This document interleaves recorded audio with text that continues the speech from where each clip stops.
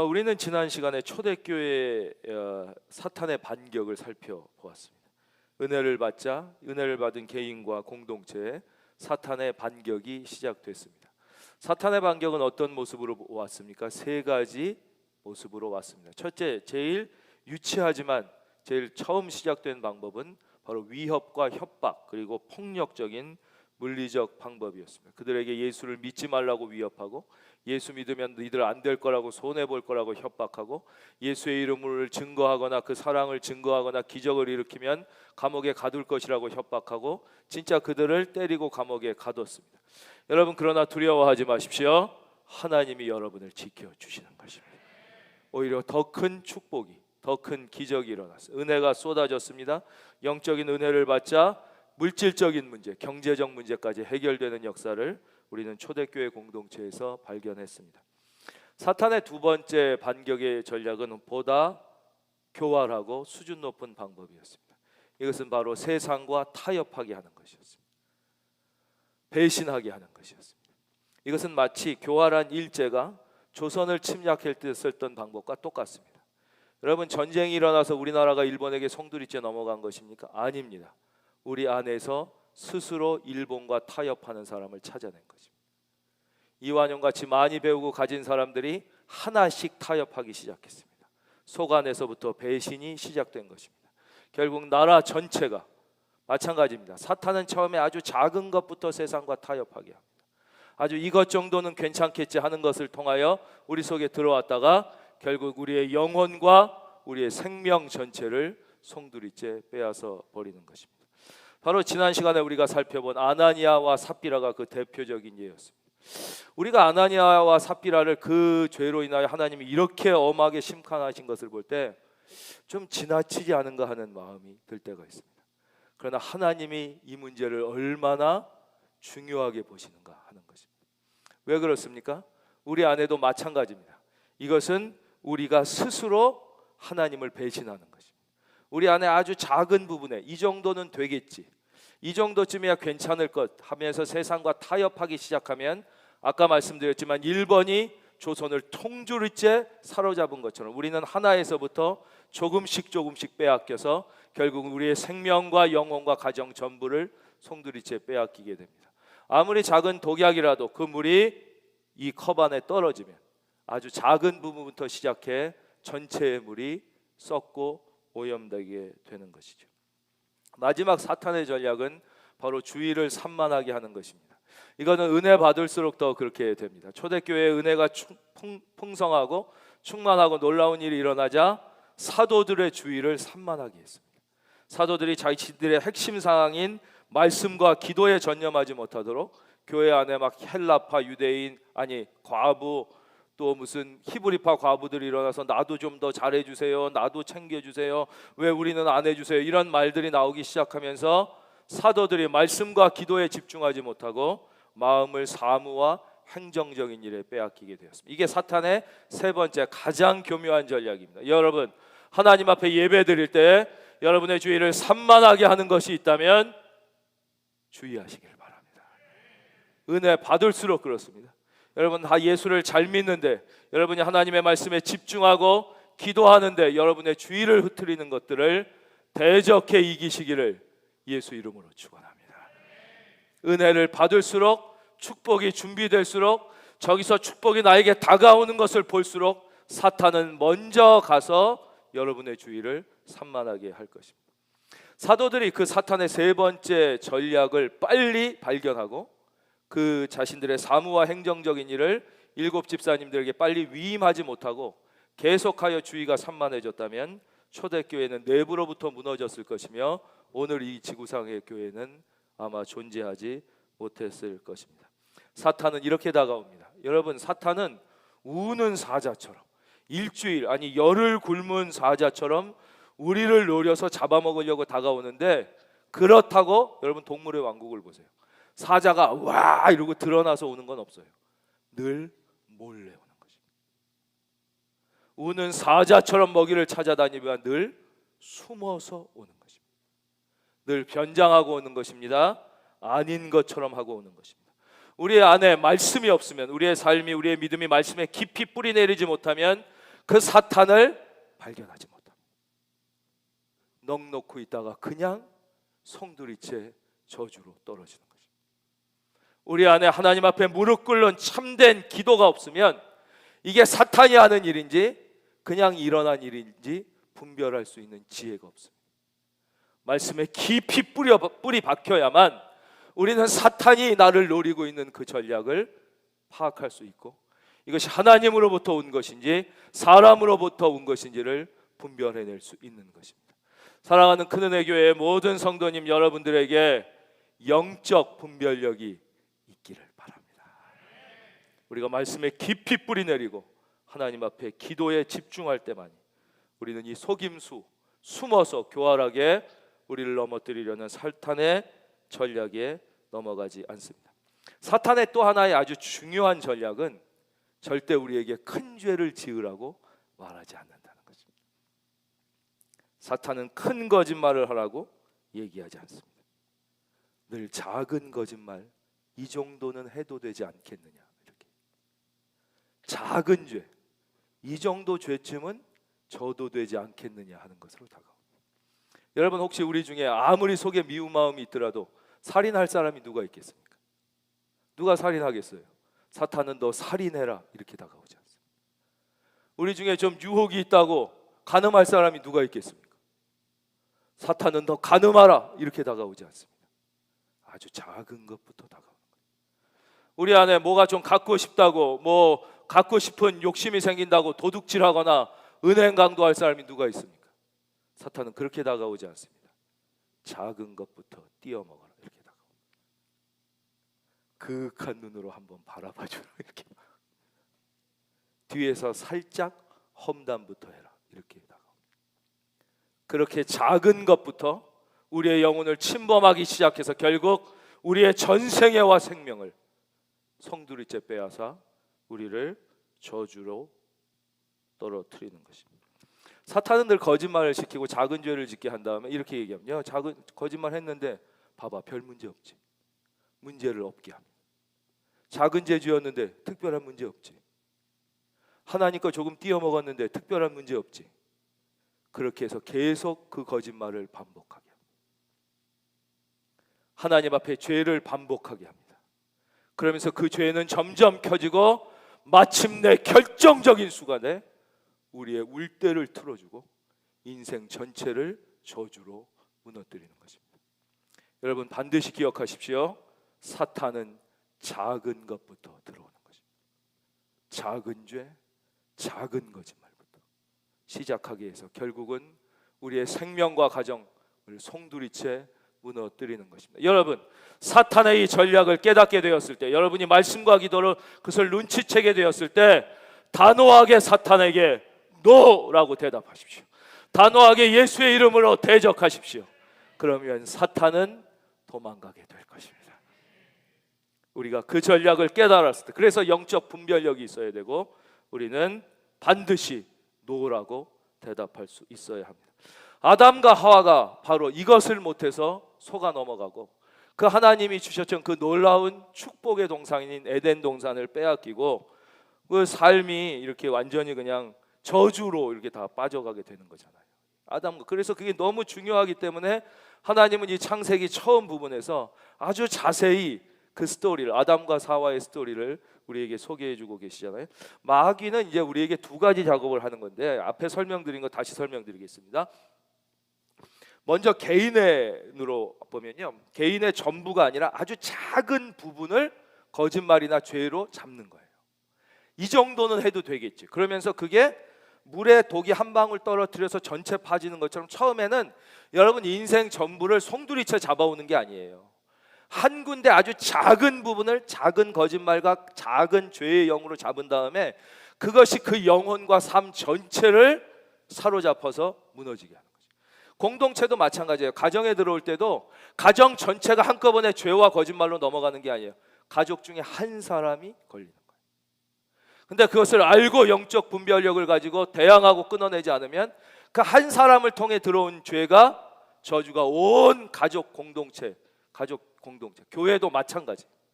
교회도 교회 공동체 전체를 마귀가 동시에 사로잡을 수 없어요. 한 부분에서부터 들어옵니다. 그것을 영적 분별력으로 분별하고 기도와 말씀으로 끊어내고 대항하지 않으면 이제 거기서부터 오염돼서 전체가 무너지는 것이죠. 그러니까 하와 전체를 사로잡은 게 아니에요. 선악과 하나 가지고 들어와서 하와 전체를 사로잡은 다음에 하와 혼자 끝났어요. 그 남편인 아담까지 온 가족이 다 에덴 동산에서 추방되게 되는 것이죠. 사탄은 절대 하나님은 없다 이런 식으로 얘기하지 않습니다. 하나님은 계시지. 그런데 정말 하나님이 꼭 성경대로 살아야 한다고 하시더냐? 이렇게 나가. 그래 하나님 있지. 근데 진짜 성경 말씀이 다 하나님 말씀이더냐? 이렇게 나가. 우리 마음속에 의문부호를 던짐으로 의심하기 시작하게 만듭니다. 사탄은 절대 구원을 부인하지 않습니다. 그래 너 구원 받았지? 그런데 정말 구원받은 거 맞냐? 이렇게. 그러면 잘 믿다가도 이상하게 의심이 듭니다. 마음이 헷갈리기 시작합니다. 성령도 마찬가지입니다. 그래 살아계신 예수 그리스도가 성령이지. 그래 맞아 너 성령 받았다 하고 그러잖아. 그런데 너 진짜 성령 받았냐? 혹시 너 그거 감정 아니냐? 이 얘기가 들리기 시작하면 마음이 싱숭생숭해지기 시작합니다. 의심이 들기 시작하는 것입니다. 어떻게 사탄이 하와의 영혼을 사로잡았습니까? 이렇게 얘기합니다. 야 하나님이 계시지. 근데 하나님이 이 동산 다 너 위에 지어주셨지. 근데 이 동산 나무의 실과는 하나도 먹지 말라고 그랬지. 이렇게 했습니다. 그러니까 하와가 이렇게 대답합니다. 아니야 다 먹으라 그러셨는데 동산 중앙에 있는 선악을 알게 하는 나무의 과일만 먹지도 말고 만지지도 말라고 그러셨어요. 이렇게. 여기서부터 하와가 이미 흔들린 것이죠. 왜요? 하나님은 먹지도 말고 만지지도 말라고 그러지 않으셨습니다. 먹지만 말라고 그러셨습니다. 그래 하나님 계시지. 그런데 그렇다고 꼭 성경대로 살아야 되냐? 이렇게 물어보는 거죠. 그럼 여러분 마음에 성경대로 살아도 안 된 사람과 안 살아도 잘 된 예가 자꾸 떠오르기 시작하겠죠. 하나님의 말씀을 왜곡하기, 여러분 영혼 속에서부터 왜곡하기 시작할 것입니다.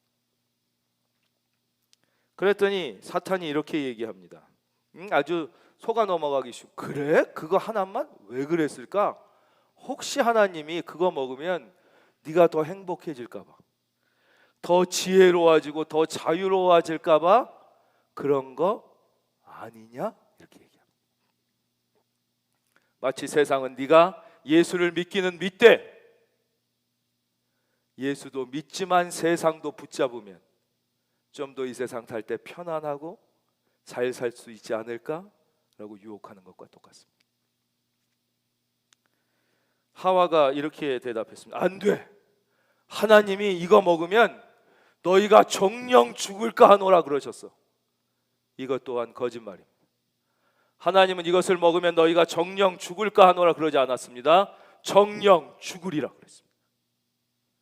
여러분 예수를 믿으면 천국에 갑니다. 예수를 안 믿으면 지옥에 갈지도 모르는 것입니까? 아닙니다. 성경은 예수를 안 믿으면 다 지옥에 분명히 간다고 말씀하십니다. 그러나 우리는 세상과 타협합니다. 이순신은 그럼 어떻게 된다? 세종대왕은 이러면서 예수 안 믿으면 지옥에 갈지도 몰라라고 하나님의 말씀을 스스로 속에서부터 속입니다. 이것이 바로 당신만 그런 것이 아니라 우리만 그런 것이 아니라 현대인만 그런 것이 아니라 하와 때부터 인류가 사탄에게 속아 넘어가는 순서였습니다. 이것이 사탄의 유혹입니다. 그냥 들어보면 괜찮은 말 같습니다.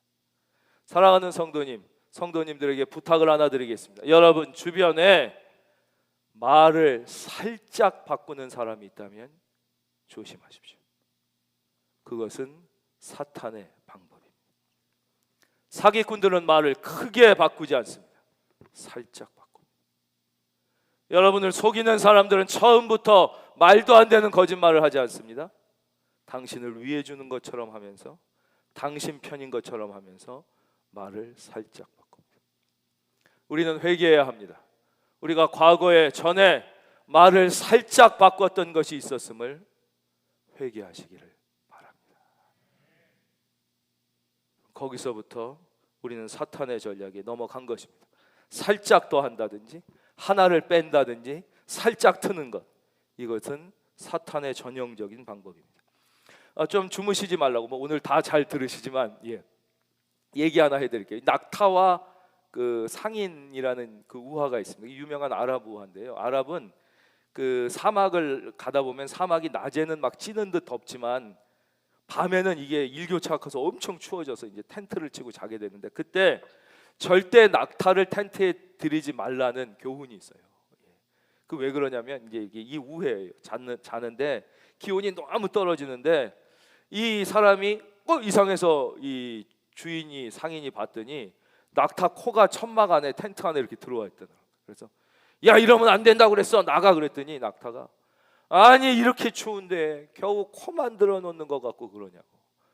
코가 너무 시려서 그러니까 코만 좀 들어놓게. 그러고 보니까 코 정도는 괜찮을 것 같아서 그럼 코만 들여놔라 그러고 잤다는 거 아니에요. 잠깐 자다 이상해서 보니까 대가리 전체가 들어와 있더라는 거예요.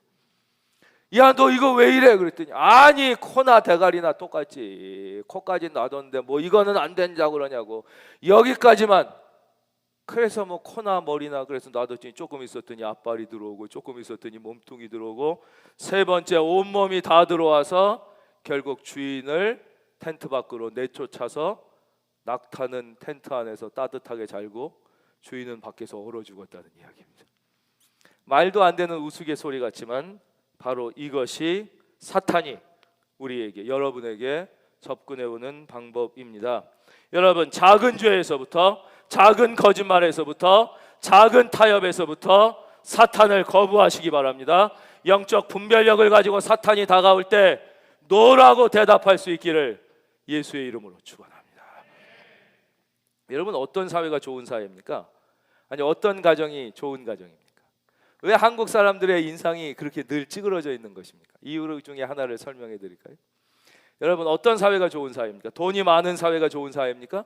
경기가 활성화된 사회가 좋은 사회입니까? 아닙니다. 믿을 수 있는 사회여야 좋은 사회인 것입니다. 신뢰할 수 있어야 좋은 사회입니다. 카탈로그에 나와 있는 상품과 진짜 상품이 일치해야 좋은 사회입니다. 근데 아직까지도 한국 사회는 선전과 실제가 일치하지 않는 경우가 많습니다. 약도 무슨 건강보조식품도 이거 먹으면 막 회춘이 되고 엄청 좋아질 것 같은데 막상 먹어보면 그런 효과가 없는 약들이 많습니다. 카탈로그와 실제가 다른 물건을 사면 속았다는 느낌이 듭니다. 기분이 나쁩니다. 그래서 한국 사람들의 얼굴이 늘 화가 나 있는 것입니다.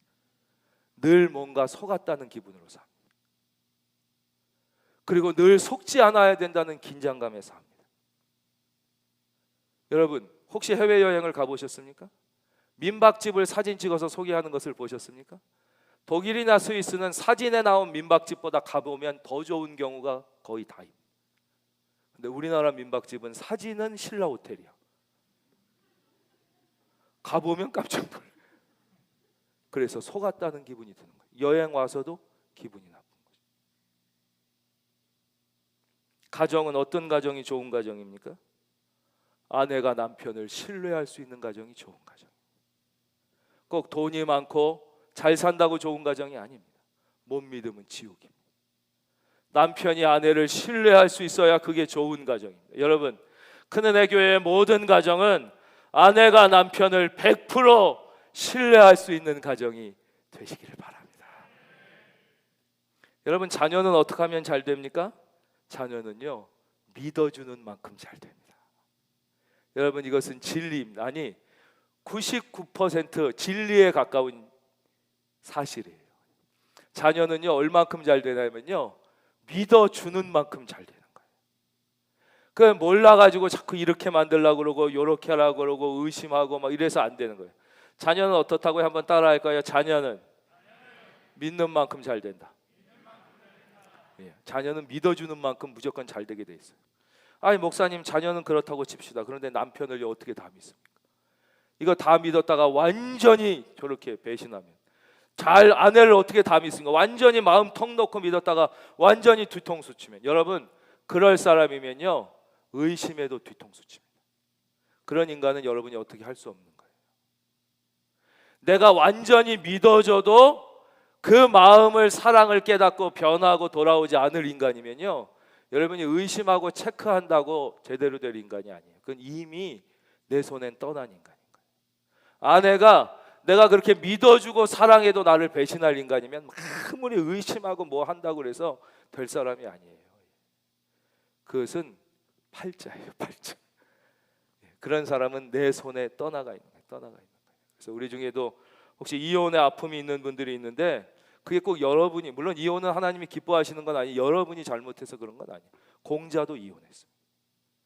공자같이 훌륭한 사람도 안 되는 사람은 또 어쩔 수 없는 거예요. 여러분은 되는 사람이 될지어다. 되는 사람이 되는 거예요. 그건 그래서 여러분, 어느 가정이 좋은 가정이냐? 신뢰. 그러니까 마찬가지예요. 자, 이제 본문으로 돌아가겠습니다. 마귀는 그래요. 어느 교회가 좋은 교회냐? 막 이렇게 얘기해요. 그래, 니네 구제도 많이 해라, 막 제자 훈련도 많이 해라, 선교도 많이 해라, 와, 예배도 많이 먹고 좋은 것 같구나. 그러나 네 속에 거짓의 영이 있어. 그러면 마음대로 하게 놔두는 거죠. 겉으로는 구제도 하고 막 선교도 하고 제자 훈련도 하고 막 찬양대도 뜨거운 것 같아요. 그러나 그 속에 거짓의 영이 그대로 살아있다면. 그래서 가정은요, 특별히 거짓말을 조심해야 되고, 교회는 특별히 거짓말을 조심해야 됩니다. 교회의 거짓말은 대부분 통계의 과장입니다. 교회는 통계의 과장을 조심해야 됩니다. 우리 교회에도 통계의 과장이 있었습니다. 우리는 그것을 희망의 언어라고 얘기했고, 믿음의 언어라고 얘기했고, 앞으로 그렇게 되기를 원하는 언어라고 얘기했습니다. 그러나 하나님은 그것을 기뻐하지 않으셨습니다. 그래서 교회는 허술을 조심해야 되고, 허세를 조심해야 되고, 허명을 조심해야 됩니다. 가정도 마찬가지입니다. 가정은 허세와 허영과 허신, 가짜 믿음을 조심해야 합니다. 제가 설교를 할 때도 과장할 때가 있었습니다. 뭐 지금도 그렇겠죠. 조금 성도님들이 더 재미있게 들으시고 좀 이렇게 호기심을 갖고 들으셨으면 해서 얘기를 조금 재미있게 꾸민 경우가 있습니다. 그러나 그럴 때마다 강단을 내려가기도 전에 하나님이 가슴 아파하시는 마음을 느꼈습니다. 교회는 특별히 과장을 조심해야 합니다. 이것이 아무것도 아닌 것 같아도 여기에 마귀의 술수가 있습니다.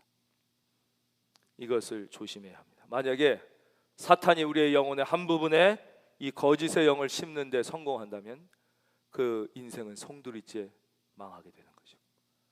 하나님께서 교회의 한 구퉁이에 이 거짓의 영을 심는 데 성공한다면 결국 우리는 무너지고 말 것입니다. 여러분, 그럼 어떻게 여러분이 세상 가운데 승리할 수 있습니까? 여러분, 그리스도인이 교회가 세상을 이기는 방법은 아주 간단합니다. 여러분이 거룩해지려고 애쓰는 것입니다. 순수해지려고 애쓰는 것입니다. 이것을 한 단어로 성, 거룩하다, 순결하다, 결, 성결이라고 하는 것입니다. 교회는 돈이 없습니다. 교회는 힘이 없습니다. 교회는 세상적 배경도 없습니다. 우리와 교회가 세상의 권력이나 돈이나 학문이나 지식을 가지고 세상을 이길 수 없습니다. 교회는 오직 영적인 힘, 거룩의 힘을 가지고 세상에 나가 이기는 것입니다. 영적인 능력, 그래 사탄과 맞서 싸워 이기는 것입니다. 여러분, 교회는 돈으로 일하는 것이 아닙니다. 하나님께는 돈이 필요 없습니다. 하나님은 물고기 2마리와 보리떡 5개를 가지고 5,000명을 먹이고도 12광줄이 남게 남기시는 분입니다. 여러분, 하나님이 거지가 아닙니다. 그런 자세로 헌금하면 안 됩니다. 하나님은 여러분의 헌금의 액수를 보지 않고 헌금의 태도를 보시는 거죠. 가난한 과부가 정성을 다해 동전 2닙을 드렸을 때 하나님은 기뻐 받으셨습니다. 여러분, 다시 말씀드립니다. 하나님은 거지가 아닙니다. 하나님은 돈이 없으신 분이 아닙니다. 교회는요, 돈으로 일하는 곳이 아니에요. 교회는 하나님이 역사하셔서 보리떡 5개와 물고기 2마리만 있으면 5,000명을 살리고도 12광주리를 넘게 영적인 공동체가 교회예요. 다시 말씀드리지만 하나님은 여러분의 헌금의 액수가 아니라 여러분의 헌금의 태도를 스스로 속이지 말라. 하나님은 만홀히 여김을 받지 아니하시나니 사람이 무엇으로 심든지 그대로 거두리라. 교회의 힘은 거룩의 힘이고 교회의 힘은 영적인 힘입니다.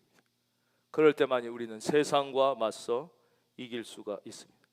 이것이 바로 아나니아와 삽비라를 통해 우리가 얻는 아주 중요한 교훈입니다.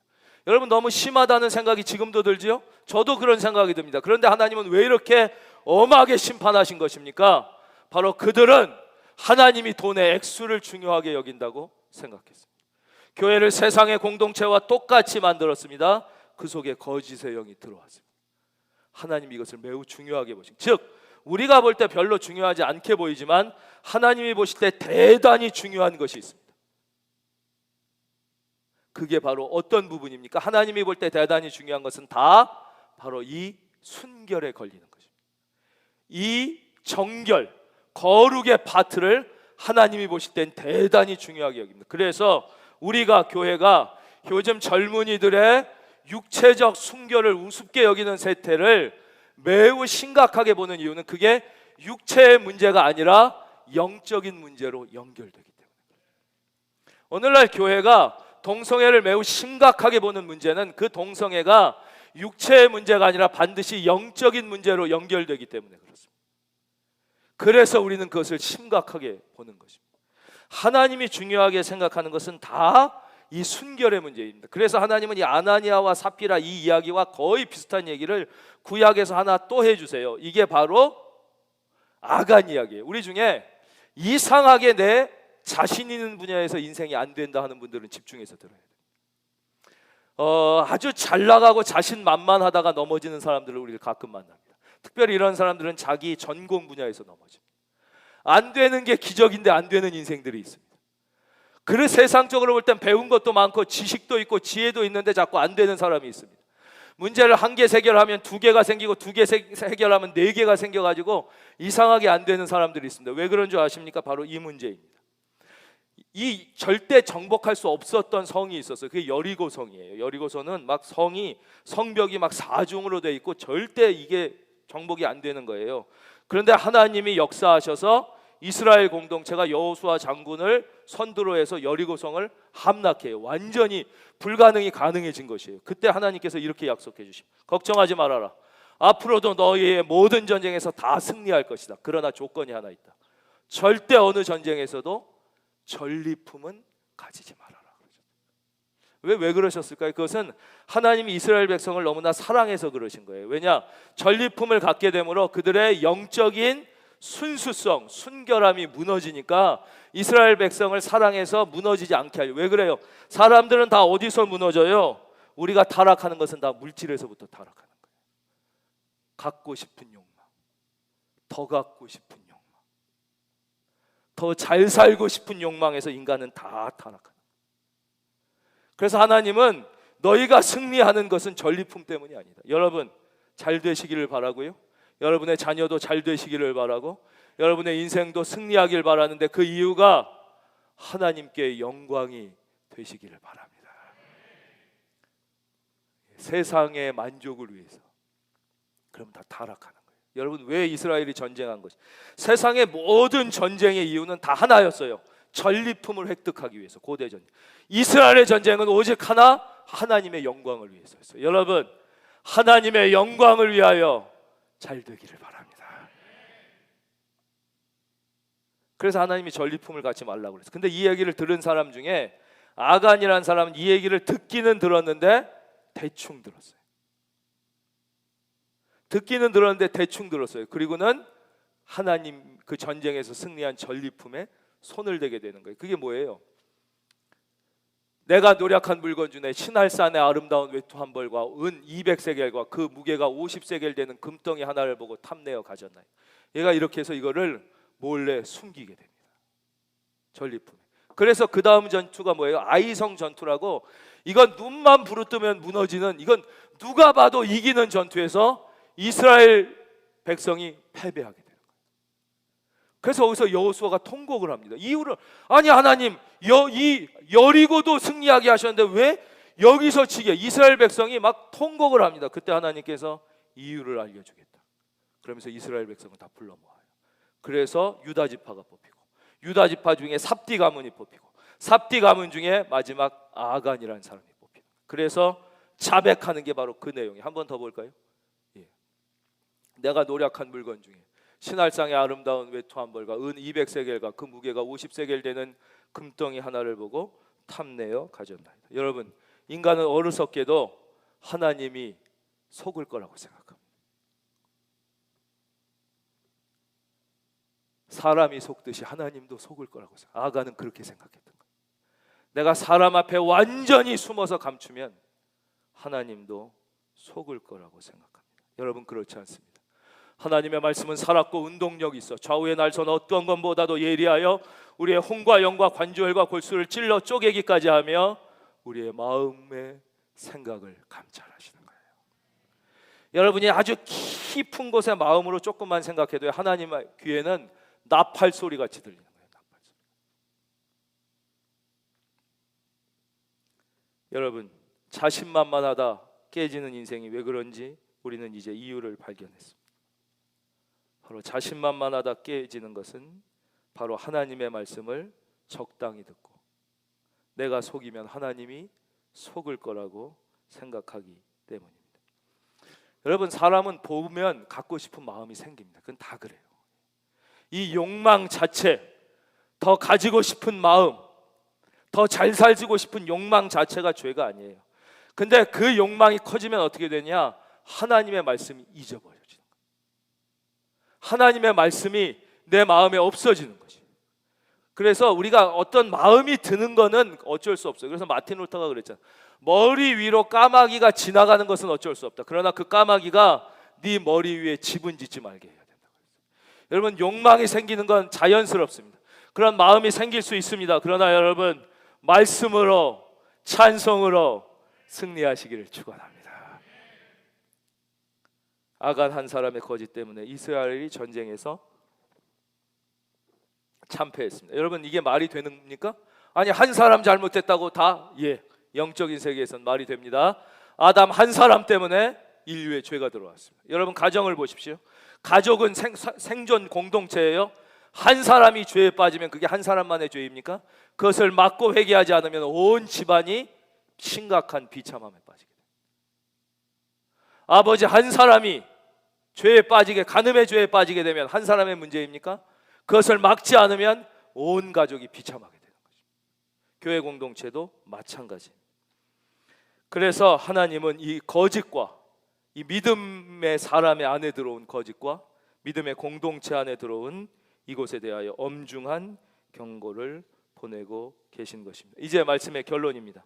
너무 무서운 말씀만 드린 것 같은데, 그래서 이렇게 거짓의 영이 떠나고 나면, 다시 말해서 아나니아와 삽비라 거짓의 영이 심판을 받고 그 믿음의 공동체에서 이제 쫓겨났어요. 마찬가지로 우리 안에 임한 그 작은 죄와 거짓의 영이 말씀으로 기도로 떠나고 나면 어떤 일이 납니까? 그러면 그 다음에 축복이 오기 시작하는 거예요. 12절입니다. 화면 보겠습니다. 12절. 이 말씀은 여러분들이 읽어주십시오. 다 같이 시작.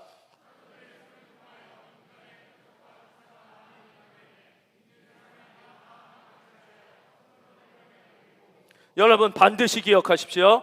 여러분, 믿음의 안에 있는 거짓의 영이 떠나고 나면 반드시 축복이 오게 되어 있는 것입니다. 그러니까 여러분, 축복을 받으려고 발버둥 쳐도 안 옵니다. 먼저 내 안에 있는 작은 죄와 거짓의 영을 예수의 이름으로 쫓아내시기를 주의 이름으로 축원합니다. 교회에는 언제 축복이 옵니까? 교회에는 언제 부흥이 옵니까? 교회에는 언제 행복이 옵니까? 교회 안에 독사처럼 꽈리를 들고 있는 거짓의 영이 쫓겨나고 나면 할렐루야, 교회에는 하나님의 축복이 시작되는 것입니다. 그렇기 때문에 사탄은, 귀신은 우리보다 먼저 봅니다. 여러분, 우리 중에 지금 위기 가운데 있는 사람이 있습니까? 어려움 가운데 있는 사람이 있습니까? 아마도 지금 여러분에게 축복이 오고 있기 때문에 사탄이 여러분보다 먼저 봅니다. 영물입니다. 그래서 그 축복을 못 받게 하려고 여러분 앞에 와서 여러분에게 거짓의 영을 집어넣거나 위기를 주고 있을 가능성이 매우 높습니다. 물론 우리가 때로 심각하게 잘못해서 징계를 받을 때도 있습니다. 그건 여러분들이 판단해야 되는 것이에요. 그러나 많은 경우 지금 여러분들이 믿음으로 바로 살아서 믿음의 결단을 해서 하나님의 엄청난 축복이 오고 있기 때문에 그 축복을 못 받게 하려고 먼저 본 마귀가 여러분 앞에 와서 위기나 시험을 줄 가능성도 매우 높다는 것입니다. 여러분, 그렇기 때문에 지금 혹시 위기 가운데 있다면, 시험 가운데 있다면 좌절하지 말고 용기를 가지고 진실의 영, 하나님의 영을 붙잡으시기를 주의 이름으로 축원합니다. 그럴 때 사도들의 손을 통하여 민간의 표적과 기사가 많이 일어나며 믿는 사람이 다 마음을 같이하여 솔로몬의 행각에 모여. 저는 우리 교회에 이런 일이 있기를 기도드립니다. 우리 교회의 모든 부목사님들과 장로님들과 권사님들과 우리 이 소그룹 리더들과 교회학교 선생님들을 통하여 우리 교회 안에 치유의 은혜가 임하고 귀신이 쫓겨나가고 회복의 은혜가 있기를 주의 이름으로 축원합니다. 교회 영적 지도자들을 통하여 이런 일이 있었던 것이죠. 저는 정말 우리 교회에 하나님께서 부족한 종에게 우리 사랑하는 성도님들의 이 영적인 필요를 충만하게 채워줄 수 있는 능력을 주시기를 기도합니다.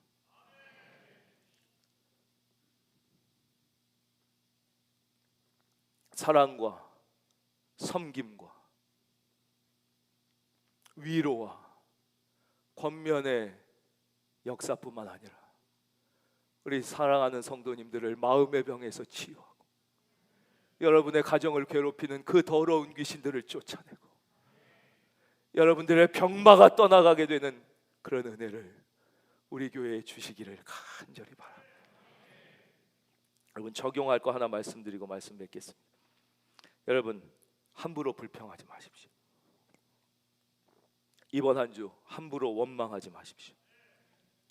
함부로 비판하지 마십시오. 사탄은 늘 있는 것을 가지고 여러분에게 온다고 말씀드렸습니다. 그런 문제와 아픔이 있지만 그럼에도 불구하고 감사하고 기뻐하게 하는 하나님의 영을 쫓아낼 때 사탄은 없는 게 아니에요. 있는 거 가지고 문제를 크게 보게 하는 것입니다. 너도 불평할 권한은 있지 않느냐? 너도 좀 더 대접받을 권한은 있지 않느냐? 그래서 있는 것을 가지고 불평하거나 원망하게 하는 것입니다. 여러분, 그래서 함부로 원망하지 말고 함부로 비판하지 말고 또 함부로 결정하지도 마십시오. 이번 주 하나님 앞에 영적 분별력을 가지고 분명히 말씀과 기도로 여쭤보신 다음에 그 다음에 그게 사탄의 유혹이면 담대히 예수의 이름으로 대적하고 노하시고 하나님의 뜻일 때만 여러분 순종하는 은혜가 이번 한 주 아니 영원히 여러분의 삶에 다시 부탁드립니다. 절대 함부로 원망하지 마십시오.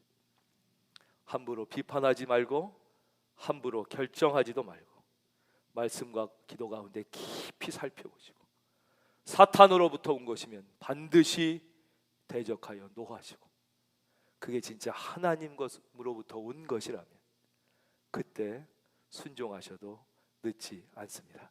이번 한 주 하나님의 특별한 위로와 하나님의 특별한 동행이 여러분 모두와 함께 하시기를 주의 이름으로 축원합니다.